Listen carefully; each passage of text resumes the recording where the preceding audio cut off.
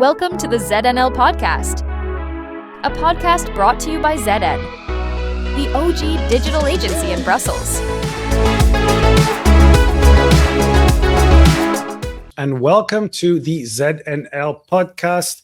Today, we are very excited to have a special guest, Mark Dober. I've known Mark for many, many years, and he's been around Brussels for several decades, starting in communication, working in APCO in different parts of the bubble, and recognized twice as the European Consultant of the Year. And he's written many reports, but now he is an HR specialist, recruiting high-level executives in Europe, and is very well known for the Best of Brussels guide, which he publishes every year, in which you can see the best companies and associations to work with, as well as some interesting trends, which we will talk about. So, Mark, welcome to the show, and tell us a little bit about how you're thinking about 2025 in the light of the elections in the EU and the US, which are creating a lot of uncertainty, a lot of questions. What do you think is about to happen? Thanks for the invitation, Philip, and happy Christmas almost everyone. As you can see, I have a Christmas tree behind me here in Brussels. I agreed with Philip that I wouldn't wear my Christmas jumper. Probably that's good for your eyes as you watch this podcast. Yes, concerns about 2025 in the light of the US elections. Well, I think like most Europeans, I'm pretty disappointed with the result that Donald Trump got elected and incredulous. I mean, it was pretty crazy the first time around. So the fact that the Americans have voted by a clear majority for a convicted criminal to take the most important job on the planet is slightly depressing and alarming. And I think it will have some very clear, unfortunate economic consequences for Europe. And he's already started making threats that Europe needs to buy more fossil fuels from America, need to push up our defense spending he's talking about 5% now. It's going up from 2% to 3% to 5%. Some of those things may not be bad of themselves. I mean, I don't object to the idea of buying more American oil and gas rather than Russian oil and gas, as we do in Europe at the moment. And I have no objections to more defense spending, given what's happening on our borders. But there are causes for concern. And I guess my principal concern is how that fuels Euroscepticism in Europe's capitals. It kind of gives a rallying call to people like Viktor Orban, Marine Le Pen, and AfD, etc. And when we've got people like Elon Musk behind him, openly supporting AfD, then that is cause for concern. It's not the first time we've faced pressure from the outside. It's not the first time we've faced Euroscepticism. As you said, I've been around for a few decades, Philip, and I've seen European project in many times of crisis, going back to the 1990s and after the Maastricht Treaty. But all through that, we have come together. When I first came to Brussels, there were 12 member states. Now there are 27. And we have more Europe, not less Europe. The EU covers many more areas of policy. So I think, generally we can look at historical facts and trends, and that can give us some cause for optimism. But there is no doubt there are threats on the border, and there are threats coming from the other side of the Atlantic, which has traditionally been a close ally. And so I'm worried about Euroscepticism. And as a British and Belgian citizen, I've seen the disastrous effect of Euroscepticism and sort of looking only locally and not thinking about the bigger picture on the UK economy and UK society. So there are causes for concern. Thankfully, the Hungarian presidency of the EU is ending next week. Orban made the promise to make Europe great again. I'm not quite sure we did that. But we should all be concerned about the rise of the far right. And thankfully, not quite as many elections in 2025 as there were in 2024, but we have the most important one is the German election, obviously happening in February. And we need to watch closely events there and the implications for Brussels. Now, you actually posted about your views on the US election, something you just mentioned now. Since you're working with senior executives and you spend a lot of time, I think, on LinkedIn, checking out profiles and things like that. I mean, what is your advice to people about how much they should share about their personal public political opinions, given that now that Trump will be president, this will be the administration in the U.S. And I think a lot of people struggle with what they should be posting, even if they feel strongly Mm, about it. So when it comes to personal branding, do you think people mm. should be? I mean, how do they balance basically expressing their personal views and being careful because of the people they might have to talk to tomorrow? It's a very good question. I guess I'm fortunate in that as an entrepreneur and my own boss, I can express my own views freely. And that may have some consequences. I guess if you're a Trumpist, you may decide not to work with me. If you're a Brexiteer, you may decide not to work with me.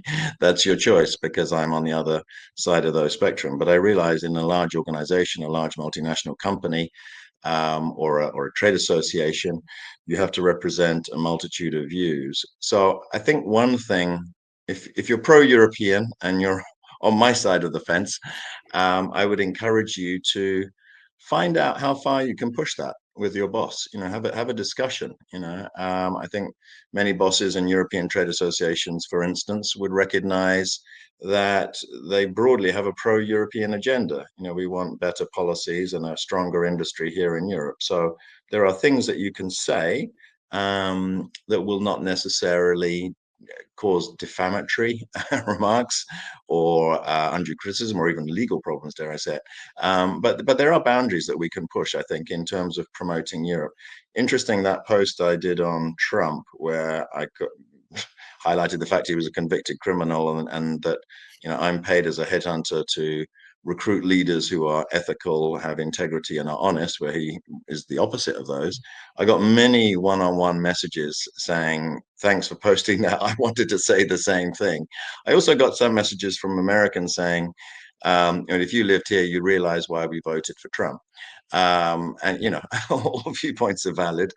Um, but I think I would really encourage you to express your views. But to your point, you need to do that in a way that is not harmful to your organization, first and foremost, nor to yourself, nor to your personal brand. And I do see people posting things that are not necessarily good for either. I see disgruntled former employees of organizations basically criticizing them, for instance, or former bosses, directly or indirectly. And I think if you're people like me, like a headhunter, that doesn't help your career prospects or your next job prospects. Yeah, very interesting. I think there's a balancing act. I guess if you can find an organization that has values that you share, that's obviously ideal and allows you to be aligned. And I think that's probably very useful. But also, I think that if you go after your previous employers, it doesn't look great for the next one because they think they'll probably be next on your list. So you need to balance things. Now, I want to talk about some of the exciting trends you had spoken about when you published the Best of Brussels Guide. I feel I'm doing a nice infomercial Thank here. you for promoting it. Very, very interesting. And one of the things that kind of surprised me is that you had surveyed people and you said, what are the top things that you want to learn about or talk about? And AI, which, we're in the second year of AI hype or transformation, was really high up on the list of what people wanted Mm. to learn more about. So, from the point of view of the people that you're talking to, that you're recruiting, why do you think that is?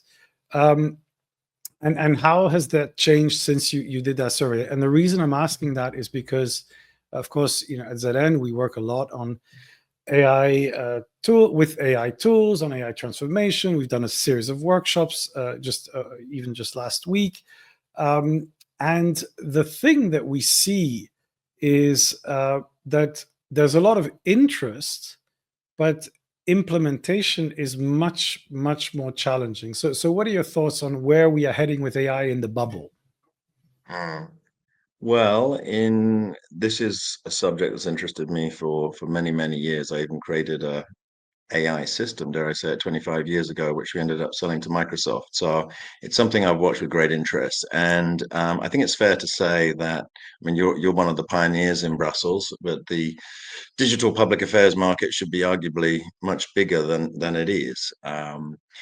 I think with AI, what we've seen in the last 2 years is this massive ramp up. So in 2023, I asked 600 public affairs practitioners in Brussels, do you consciously use AI in your public affairs activities? And then only 39% said yes, they do. I think if you ask them how many subconsciously or unknowingly use AI, actually the number would be much higher, because obviously it's in Google and everywhere. It's very pervasive technology. Um, this year, back in the summer, so 6 months ago, we asked 600 practitioners again, are you consciously using AI in public affairs? And the answer was almost 80%. I suspect that number has even risen since then. It might be 90% now. So I think it's a redundant question for our survey next year. So I think everyone is, or nearly everyone, is playing with AI tools. You know, the weapon of choice, I suppose, is ChatGPT, and seeing what is possible there. It's interesting your comment on, you know, changing an organization. I think, yes, no, we're not there yet, but I think it is already changing some practices. I'll give you, you know, a very tangible example in my own organization. We have increased our software license with Microsoft to include Copilot, and that has been a bit of a game changer for note writing and for reference taking. So, you know, in the old days, I would call up a reference for someone doing an important job, and I would handwrite the notes, and I would look at my terrible handwriting, which I blame my father on, who's a doctor, and try and make sense of it and then type it up. Now, thanks to Copilot, it makes a beautiful transcript of it, and then a couple of prompts, and it's a executive summary, which I can send directly to the client. So the whole thing took me a little over half an hour. That's a game changer. Similarly with interviews, I'm going to have to ask people if I can record the conversation, but that enables me to write that up. I would say even a year ago, I don't know what you're probably more experienced than I am in these things, but you know, I was experimenting with Otter AI and a few others, and frankly, they just weren't there then. There was way too many mistakes in the text, but I feel there's been a step change in that as a tool. And we're experimenting with AI in LinkedIn and all kinds of funky stuff. And yeah, I think we're clearly on a path here where things will change. And the other thing that's interests me, I'm listening to Diary of a CEO, Steve Bartlett podcast you may have heard, and he was talking to the ex-Google CEO, and he was just talking about, for instance, for all you podcasters out there, this new Notebook LM. Are you familiar with this one? Where you Absolutely. feed a document and it creates an instant podcast. As the media reporting is, I don't know what's real anymore because you're creating two voices around a document that you may create as a podcast. It's pretty crazy. I think we're also seeing AI generated imagery and videos creeping in quite quickly. I saw that recently with a candidate who had to make a presentation to a board for an interview, and they were using very powerful AI generated imagery that, you know, the other candidates hadn't used, and it was spot on and got them noticed. So yes, it's coming. I think in public affairs, I mean, I can see a world in only a few years where the majority of the work that public affairs people used to do could be replaced by machines. Everything from stakeholder mapping, contacting MEPs, creating messaging documents that are targeted, that draw on political voting records, which are publicly open, all those kinds of things. So I have no doubt that it is going to substantially change our profession. Yeah, just on the, I was actually listening to the Eric Schmidt interview today as well. So interesting coincidence. Very, very good point. That Notebook LM is it's a really fun AI site. And not only can you create these podcasts, which are, what's incredible is the voice sounds so natural and human, and that's really like a step ahead of other tools. But they've actually recently added a feature where you can join the conversation, and you can actually ask a question to the two podcasters as if you were a caller, and they Wow. basically answer you. So it's kind of just, I think it's funny because this was a gimmick that they introduced. It wasn't the core of Notebook LM is actually about having a closed data set. But this was just something they were playing with. And I think that's what got most of the buzz. But yeah, coming back to your point, I think it's interesting. And it's almost as if this technology has been taken up quicker than other technologies like even the internet or social media. Yeah. People are all using this, I think, because people write a lot and have to summarize and have to do things. And I think there's probably this kind of 1.0 level of use, which is basically for editing and summarizing and writing and note taking, which of course is what a lot of people spend a lot of time doing, and it's getting very, very good. As you mentioned, Teams. Now, when Teams records a meeting, it has all the different speakers. It does. You can see the quality of the notes is getting better quite quickly. So a lot of that is happening, and then you have the game-changing transformations. OpenAI announced their 3.0 version, which is essentially an incredible step change in the sophisticated reasoning of the AI. We're also going to see what's called the agentic model, meaning the ability to take multiple steps, check the flight, book the flight, plan it in your calendar. This is all happening next year, as well as now people are saying AGI, the artificial general intelligence, because of the changes we've seen. So I think we're going to see a lot more. For me, the organizations, their big challenge is that, of course, they haven't incorporated the rules. And the first one in Brussels is confidentiality. You have all these documents. If you feed them into OpenAI or ChatGPT, you don't really know what's going to leak. And I'm sure most associations, organizations have a rule that you can't do that. So I think that's one. And I suspect a lot of people are doing it despite, so they are potentially breaching their own rules. So you kind of need to take only public content if you want to be on the safe side. And then what people need to do is to build those closed systems, those closed LLMs, where you can have protected data, which is then requires a much more sophisticated level of knowledge. So I suspect that next year we're going to see people using a lot more simple tools, and organizations begin introducing slightly, maybe kind of a template that you can put on top of ChatGPT or something else that says, okay, this is the flow that you can follow. And with the prompting being kind of structured in a way. But at the same time, things are happening so quickly that they've introduced the projects in ChatGPT as well as in Anthropic. So they have all these different functions that potentially change the way you could work. And I think we're just it's happening too quickly for us to process it yet. So I think this is still going to be a big conversation topic. And I guess the smaller organizations have a competitive edge because they can try to implement something smaller. In a big organization, you kind of have to do it personally, which is also a risk, I think.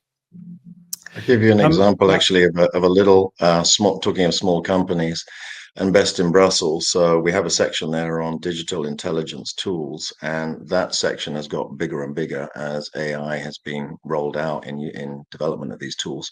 I was contacted by a company, little plug for them, Prismos. It's just two guys, one software engineer and an entrepreneur. Have you come across this one, Philip? I think I Prismos? heard about them, but tell me Yeah, no, more. check it out. So, what they've done is, through, for instance, live streaming of the European Commissioner hearings, they would convert the spoken word into text in real time, and then create summaries of what was being said, and then pushing it out in different language versions. And then you could query it and then come up with results and ask specific questions about what was covered on defense policy or what was this commissioner saying in summary, and then put it in your own language. Now, the market they're going after are the people that, there are a number of companies who I won't mention who have systems like that, and then a lot of people around them who are doing the human intelligence piece. So what they're doing is aiming at that human in analysis, the layer on top of the technology, and replacing that with machines, which I find fascinating. Now, when I started my public affairs career, I used to cut out articles, glue them on a piece of Mm. paper, photocopy them, and fax them to a client with some typewritten summaries on the end. Thank goodness that work it no longer exists, and we've moved on light years from that.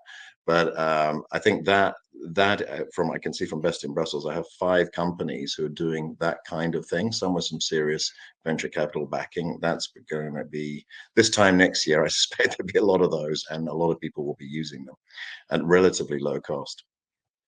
Yeah, I think that for this intelligence supervision, I mean, we already had Mm. tools like Brandwatch and all Yeah, these tools that are adding AI, but I feel that they were always a little bit clumsy in the kind of, sentiment yeah, analysis or summarization. This is going to go up in terms of quality, but, and I think this is very important, I still think that being able to set up the query, basically saying, what is the question you're trying to answer? And how are you going to use the data? And if you don't have a very, very practical answer on that, it's just data and you just get reports. And this has always been the hardest part of digital intelligence, is actually getting useful information that doesn't just overwhelm you.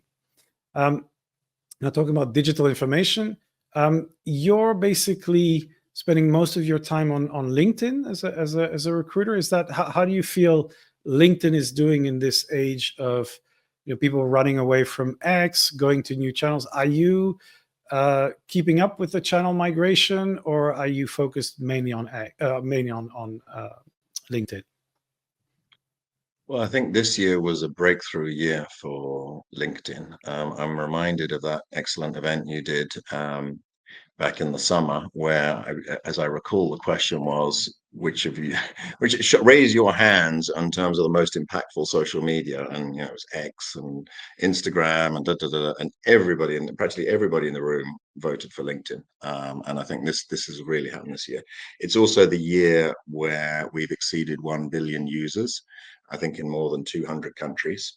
And it is an amazing tool now for communications in a way that previously it was particularly useful for people to make professional connections and send private messages, and for people like me to find candidates for jobs. And I mean, I have the professional version, which most listeners wouldn't have, which allows you to do some very interesting things. And because some of our searches are very, very specific. I mean, we're looking for instance, working for the German Banking Association, looking for a German-speaking financial services expert with up to 10 years experience. These are all things that you can put in a field. We found Polish online payment public affairs experts before that I think we would have struggled without LinkedIn. The other interesting thing is, the theory of 6 degrees of separation, that Mhm. everybody's connected. And we've had reminders of that in our own experiences using LinkedIn. For instance, when I post a job advert, sometimes we get surprise candidates. Most of our candidates we find through headhunting, so proactively searching for them. But sometimes we get lucky when somebody sends in their CV and they're a very good match for a job. So I've got 20,000 followers who are mainly in the public affairs space, but I'm not connected to everyone, nor every candidate, obviously. And for instance, I posted a job recently, a very senior job, and a wife of somebody I know very well, who saw my job post, suggested to her, "Oh, I saw this on LinkedIn from Dober. Maybe you should apply." And so she did, and I met her, and she was an amazing candidate and got the job. So, I think it has connected people in a whole new way, but it's also become an amazing communication tool. I think people should probably do less selfies on LinkedIn. And I was having a discussion at a Christmas cocktail with a couple of Brussels communicators, and somebody was saying, God, I feel really sick every time I see someone start a LinkedIn post with "I'm honored" or "I'm humbled." And then the other person was saying, "Well, I think that's how I usually start my posts." And then I clicked out, and sure enough, that was true. But so I think it should be, in my humble opinion, less about selfie and selfness, but building communities, posting thought-provoking posts, sharing useful information in graphs and data. Yeah, I think it's an amazing tool. Yeah, I think it's continued to become this hub for the professional community. I don't think it's got the political, journalistic, and policy world fully engaged. I think it's more people who are working and who are presenting themselves and their organization. Blue Sky, we've seen this recent surge.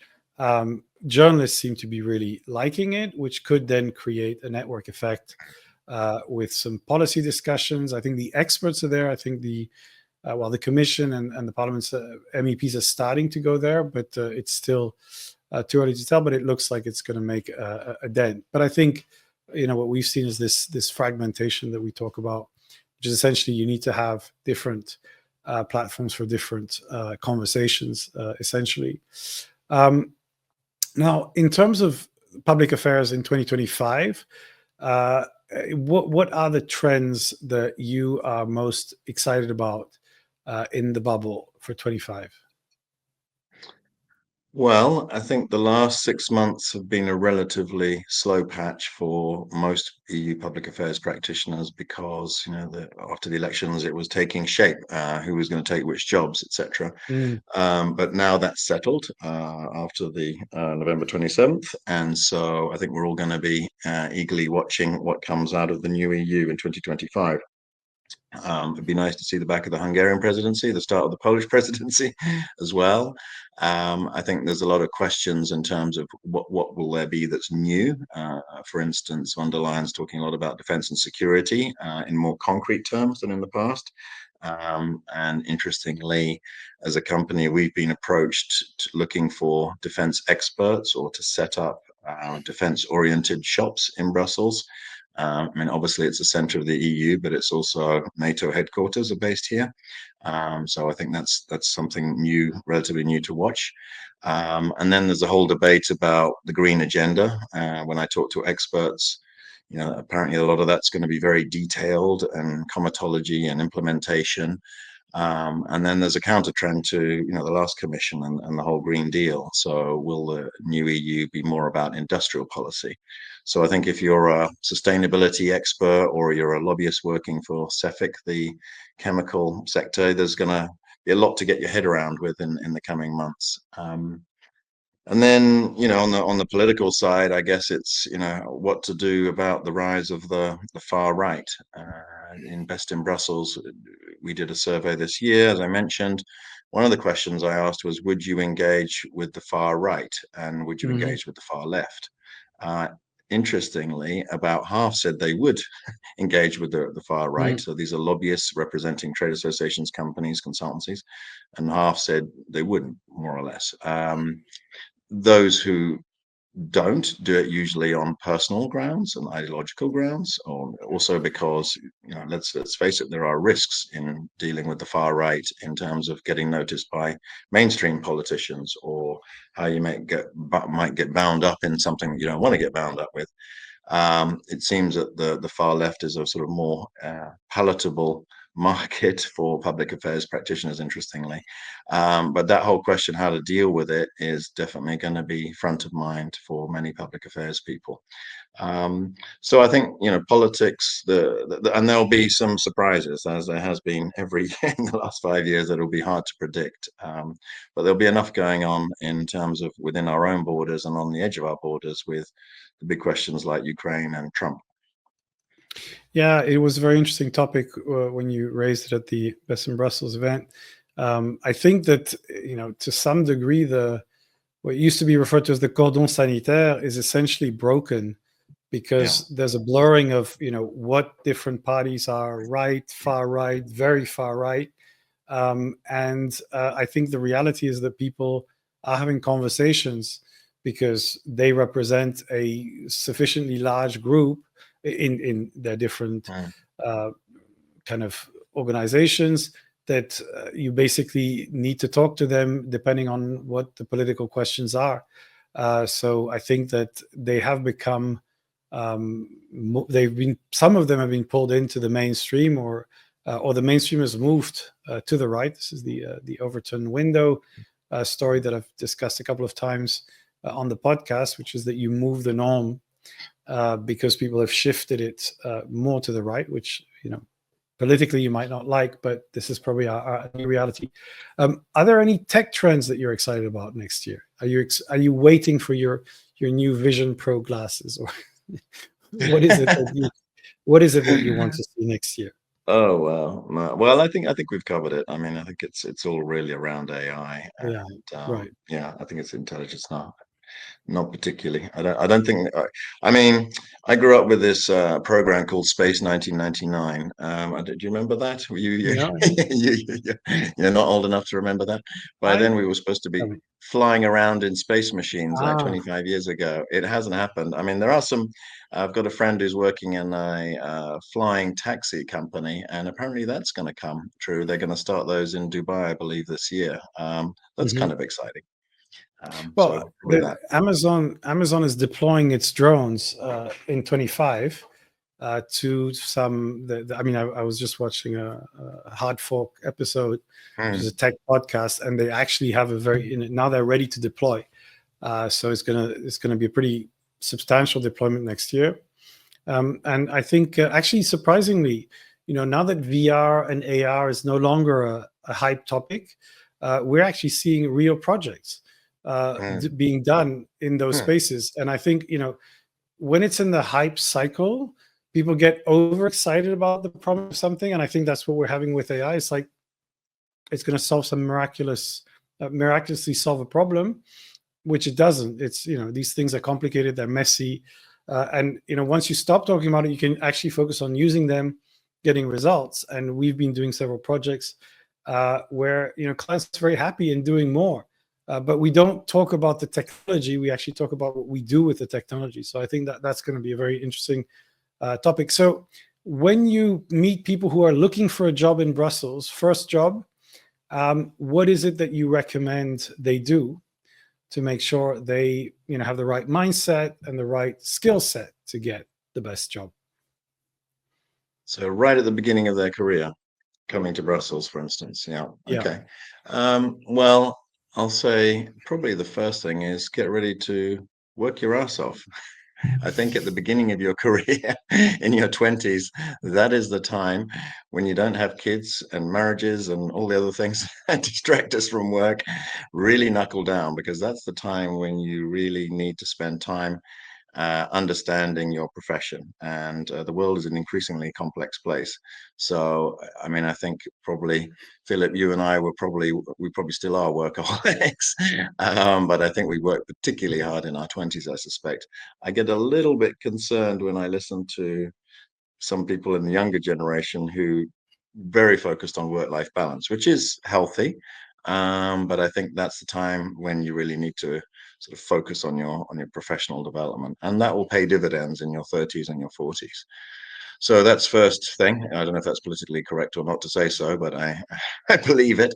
And then I guess it's skills, isn't it? It's developing the hard skills around whether it be AI and learning how to do prompts, or if you're a lobbyist, understanding which MEP does what and what are the processes to how decisions are made, etc. So I think work hard and learn your profession, I suppose, and then network and network in the real world, because I think through COVID we learned that you can't really form relationships online. You can maintain relationships, but real relationships are formed working together, meeting in bars over time. And so I would encourage you to spend your time doing that. And the wonderful thing about working in Brussels and many of the capitals around Europe is you can go to some amazing events for free and watch some really stimulating debates on everything from migration to the future of technology for free. And often somebody will even pay for drinks afterwards or even food. So in your 20s, when you're hungry, literally, that's the time to do it. Yeah, no, I think I completely agree. You have, a lot of energy that will slightly decrease whatever happens, and indeed focus. And I think work-life balance shouldn't be about, your kind of energy and commitment. It should be about not being in a company that you absolutely hate, in a job that you absolutely hate. So I think you should find something that energizes you and then put yourself in. But where I do see, I don't know if that's work-life balance. It's like, if you take the job that looks good on paper, that maybe pays better than another one, but that you absolutely hate, I think that's where you mess up, because then you're kind of constantly being depleted. And so I would say that would be the thing. Is like, just find the thing that energizes you, makes enough money for you to be happy, and indeed build your AI skills, because then you can be one step ahead of your colleagues as you get better at using the skills, because it's difficult. There's an adjustment period. If you've been studying and have been using your AI skills in your day-to-day work, then you kind of have an advantage. I think people often don't realize that young people, that some things they do are real competitive advantages. And I think now that's really true with AI. There's a great book called Screw Work, Let's Play, which I often recommend to people. And the central message of that book is figure out what you enjoy and do that, because normally you'll be great at it because you enjoy it. It's a virtuous cycle. I guess I took it as granted, because most people enjoy public affairs. Probably many people, or most people on this podcast, I suspect, enjoy their job. They're even spending additional time learning, watching this podcast. Sorry, yes, over to you, Phil. Yeah, so we should add this to our list of recommendations, which is our next slot. So roll jingle on recommendations. Recommendations of the week.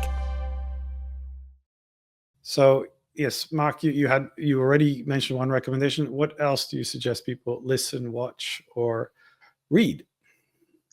Well, I can recommend any podcast done by the Noiser Network. One that I've enjoyed greatly over the last year is called Real Dictators. And it's all your favorite dictators from Stalin to Mussolini they're covering at the moment. And first of all, it's brilliantly told, great actors, and they bring on guest historians with sound effects, and they last about an hour. So it's definitely worth listening to. I really recommend it. But it's also a reminder of how fragile our world is sometimes, and how dictators get democratically elected, like Adolf Hitler himself. And the good news of the last week is we're at least one dictator less in Assad, but I'm sure he'll get his upcoming podcast series on real dictators. So check it out. Excellent. Any other recommendations? Well, I would have recommended Steve Bartlett's Diary of a CEO, because he Right. has some excellent guests on, like Eric Schmidt. But I don't know if you noticed, he was criticized by the BBC in an investigation where he's invited a lot of health so-called experts on, who've done some contentious broadcasting about vaccine efficacy and COVID and all these kinds of things, and misleading health claims potentially. So maybe pay less store in some of the health experts he brings on, but people like the Eric Schmidt interview is excellent. Yeah, I think it's a very good point about podcasts, which are an incredibly popular medium right now, and it's really grown over the years. And then you have these podcasters like Stephen Bartlett, and also Joe Rogan, and also very big celebrities who can have guests that have very controversial views. And sometimes I think they pick them because they have those controversial views. I saw some other ones where you just kind of look at the guests and you go like, oh my God, why are you picking that one? And I think, to me, this is all about us having to be more critical of what we ingest. So I like some of his conversations, and also I found other ones completely just weird. And I think it's important to remember that the interviews are not necessarily doing a real quality check of the people they're interviewing. So I think you should kind of check, who is the interviewee, what's the point, the story. You can often find out on Wikipedia whether they've already said a few crazy things, and that allows you to reframe. But yeah, it's kind of the combination of entertainment, education. But it's a very good point. I think it's a challenge. So my recommendation is actually, apart from the Best in Brussels guy, Thank you. which I want to recommend, is a movie, The Fall Guy. Very easy to watch movie, kind of Christmas, not a Christmas movie per se, but it's fun. It's got a lot of 80s and 90s references in terms of music and movies. So it looked like the kind of movie that, probably doesn't really deserve much. It's about the stunt character. And I don't know, I think it's a lot of fun. So entertaining, but also you can go and research the quotes and the references to other movies that older people like ourselves will recognize, all the way back to Rocky and things like that. So with that, I hope you have a fantastic rest of the week, and we will see you online and on LinkedIn. Have a great day and have a fantastic 2025. Happy Christmas, Happy New Year. Bye-bye. Thank you. Thank you so much for watching this episode of the ZNL podcast. Did you like it? If so, please share it on your social media, subscribe, and give us a comment. We will see you again on the next episode. Until then, remember, stay always one step ahead.